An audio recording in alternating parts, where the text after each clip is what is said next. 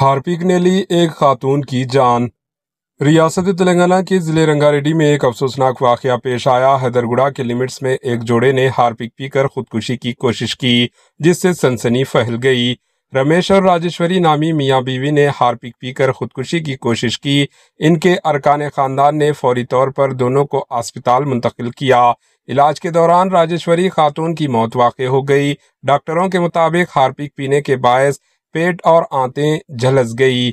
راجیشوری کے شوہر رمیش کی حالت تشویشناک بتائی جا رہی ہے۔ ابتدائی تحقیقات میں انکشاف ہوا ہے کہ جوڑے نے مالی پریشانیاں اور صحت کے مسائل کے باعث یہ انتہائی قدم اٹھایا۔ راجندر نگر پولیس نے مقدمہ درج کر کے تحقیقات شروع کر دی۔ Bureau report, H N news.